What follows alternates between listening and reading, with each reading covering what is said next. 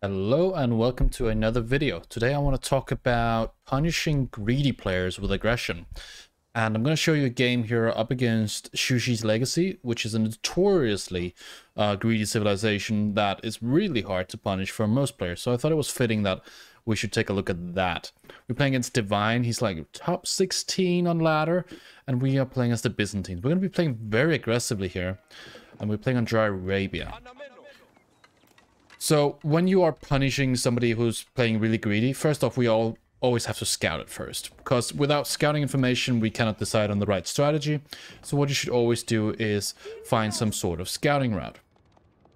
I always like to go to the middle and then to the side and back again to my base. But here, I notice how his scout now went to the middle here, more towards my base. So I took my scout and turned to his. So I actually found a lot of sheep doing this, which was really lucky. But I also like to think that this had something to do with just, seeing where his scout went and then figuring the best scouting route. It's really important that you get a lot of sheep and that your opponent does not. Because one of the biggest things when you're playing against somebody who's playing greedy is you have to limit their food access. A lot of the times when people play 2DC or some cases 3TC, or for a fast castle or something like that, they need a lot of food. And they need food, and for example, with 2DC you need 8 on sheep for constant villager production. On a fast castle you need 1200 food just to get to the next age, and then units after. So if you don't have a lot of sheep, it's really difficult to pull off these strategies. So one thing you can do is you can try to limit that food access. I'm going to show you how I do that here in this game. Of course, I scout around my base now. I found 10 sheep here, so not every single sheep, but a good amount. I am pretty happy with that count, and I end up finding a little bit more here. So I have 14 in total plus 3 that I start with. I'm going for a very aggressive build order here, aging up at 353 as the Byzantines, and now I'm going to go into horsemen. One of the biggest parts of punishing greed is you want to go really aggressive. A lot of the greed happens between 4 minutes and 5 minutes, because that's where they're gathering and putting down their second TC if that's what they're doing. And so in this situation, I'm going to go and confirm that he is indeed going to go for that second TC. I'm going to go there with my horseman first, and I click his gold. I see he's not gathering gold. Now I see the tower. It's going to cover the stone as well. And so he's building a tower right now. This tower, to me, indicates that he does not want to make units. He wants to get a second TC as fast as possible without having to make units. So this tower, at this time, means I don't have any spearmen. And I don't have any intention of doing that either. And so what I can do is I can keep on making horsemen. If he cancels the tower and goes back and switches to a more aggressive playstyle, that's good for us because we're already very aggressive and we're ahead that way. But he decides to keep going with this. I managed to kill one villager here, but he gets the tower up, and it's hard for me to do much more damage here. I end up losing my horsemen. So watch out with these towers. They're very strong, especially if they're upgraded. Now, some might be discouraged and say, oh, now the tower is up, I can't do anything else. That's not true. You can definitely do more. This entire build order here is going to have constant horseman production, and then it's going to go into archer production and oil units afterwards. And we're not even gathering stone for cisterns. The stone we get here is going to be purely from building buildings. And so we have free cisterns, we have free units. And so for the Byzantines, this is a very strong way to pull some aggression. Alright, so now that we are pushing him off stone, you might notice we're not killing any villages here. And we killed one villager before, which was kind of lucky. But the whole point of pushing somebody off stone is to idle them. We're 6 minutes in. A lot of people will already have a second town center as Shushi now. But he was forced to do a tower. And now he's pushed off stone. He's idled out. So every time a horseman goes here, I'm idling an imperial official and 8 villages here probably for 20 seconds. And that's a lot of resources that he's not gathering with those 8 villagers. Plus the imperial official is kind of not doing anything. And so I can keep on making units. When I am playing this aggressive, he also has to place the TC very defensively. which is also good for me because that means that I'm going to have an easier time locking him from resources. As you can see now, he's also made a barracks. And so taking resources away from him is going to be a lot easier. Go in for another raid. I'm going to go around the back line now because I think he's going to plop it. I checked the stone. It's at 820, so I knew that he was going to have enough stone for the TC. I find his meditation garden, and I know now that he is spearman. And so now I'm going to add an archery range. Adding the archery range right now, I have my mercenary house, and I went for the javelin contract. So the Eastern mercenaries, I think they're called, is javelin throwers, and javelin throwers are really great for dealing with Shuganu because they have anti-range units bonuses. So that's a really just, you know, great unit you can go for when dealing with Shuganu. They also have a lot of ranged armor, so fighting with towers and TCs at firing at you is not as big of a deal. Alright, so now he's super turtled up. It's hard for us to find damage without losing too many units of ourselves. We don't want to lose too many units early on, because then we cannot build up a force ever, and we just give him too much time. So there's a fine balance between fighting under tower, and then maybe finding some villagers on the edges of the wood line, and then actually going into the wood line with too few units and losing them. You don't want to do that. What you can do instead is you can start laming the deer. I would really encourage you to do that, because it makes it so that it's a lot more difficult for your opponents to really do something about food, and now that they might be pushed into a farm transition. We talked about it before. It's really important that you limit their food access. So spreading their deer out like this, not only will it cost a lot of mills for them to try to gather these effectively, it's also a large area to defend. And so if you do this, this is great when it comes to dealing with just in general their food and denying them resources. I'm doing it on this one as well. Push them into the wood line. That's really, really good, because it's going to be fewer villas that can gather them every time. Pushing them around the wood line here. It's okay if you don't do it with every single deer. You just want to go and make sure your horseman is always doing work. In our base, we've gone for upgrades. We've gone for horticulture, lumber preservation, double broadaxe, and wheelbarrow. The reason we go for these upgrades is because we're going to probably play a little bit longer feudal. If you don't have these upgrades, once we get to minute 15, around that time, we really start to feel a difference in our gathering. So you want to scale the best you can. And when we don't have a second TC, our opponent will be making more villagers than us, and so our upgrades matter a lot more. You can keep on trying to do damage here. I know he doesn't have a lot of units, so now I try to kill the villagers here and destroy the tower.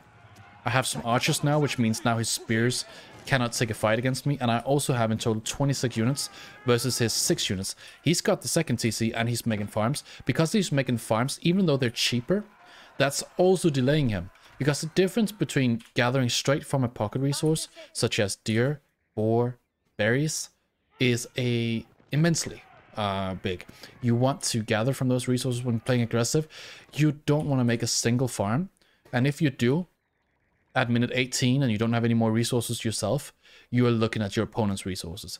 Are you able to gather your opponent's resources? Because if you have to make farms, your tempo is going to go down. You lose a lot of momentum that way.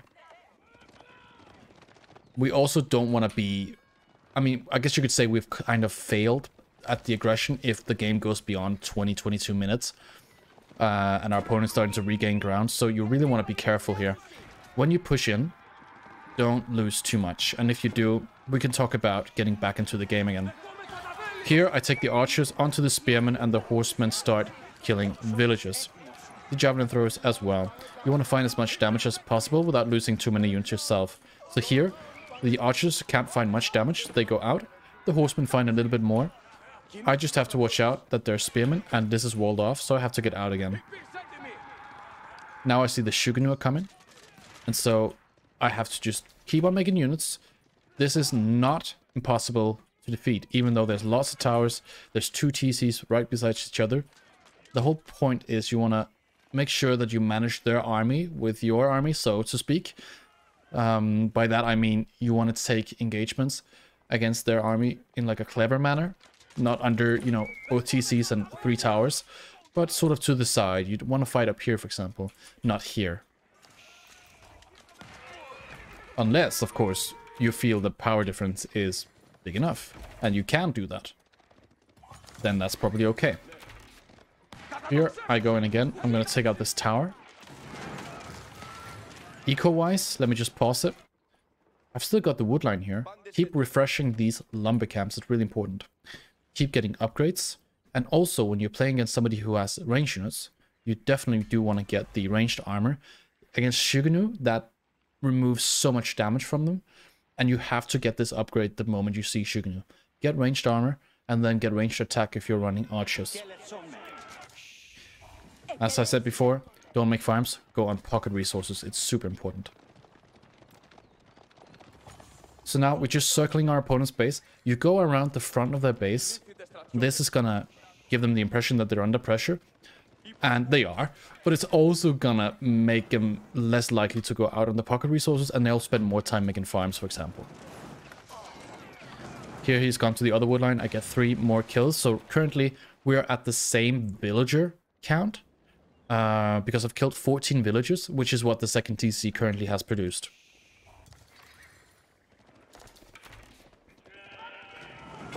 The difference is also in how the economy has scaled. So for me, my economy has been scaling with sisters, and it has also been untouched. Because my economy is untouched, it's constantly working. And for him, he's been running around with villagers a lot, trying to avoid my army. So in that regard, my eco is also better. Building up more and more horsemen, more and more archers, javelin throwers. Now I'm going to make a Kara Siphon, a battering ram that has a fire attack. So this one will start to do damage, and you will be continuing to make army. We're going to stay in Feudal for this entire game. We're not going to go castle. Here I go under both TCs, which I would probably say is a little bit of a mistake, but I had a feeling that I could probably take the fight, which ended up not being as true as I thought. So the fight here is not the worst, but I don't kill him here. That's what really matters. So I realized that in just a second here, and then I pull out again. So now we have a situation. The situation is, we went in on his second TC. We should not have done that. We should have gone in from the top here, kept raiding, take out his military production. You want to take out this. Some people would quit it now because now he's defended and so on. But I know I've killed a lot of villages. 20 villages in total. I also have an untouched economy, like I talked about before. And increased production from these buildings here. So I can always produce more than he can. So what we're trying to do is now we're going to try to get back into the game. We're not out of the game, so to speak. But we're just going to keep on playing the aggression. If you're at minute 30 and you still haven't finished this game, maybe it's time to go castle. But we're at minute 15, 16, and so it's still worth it to keep on playing Feudal. Some people would castle now, and that could have been a good idea, because we're at the same villager level, and we had more army even though we pulled out here. But I decided to keep on playing aggression because my strengths lie in the Feudal Age as well. I have my javelin throwers, and I'm gathering berries, and now I'm actually going to go to his berries because I don't have any more at my own base. I just ran out of the last one there. I'm going to go and take his berries. So I'm building a mill down here, and I know I can do this because I'm always pushing him. I'm always doing aggression, and I know he's making farms, so he doesn't want to go out. If he were to go out on the map, he would just lose his villages. Circling around. Now I'm going to make Kara Siphons again. I see the Shugnus are now here, pulling back. So there's a lot of Shugnu. I count 44 at this point. But actually, military-wise, we're at the same level. So things are looking a little bit more scary now than they were before. We have 2 archer ranges, we have a mercenary house, imperial, hippodrome, and another stable. I'm trying to keep as much production on these as possible, and I'm trying to spend all my resources as well.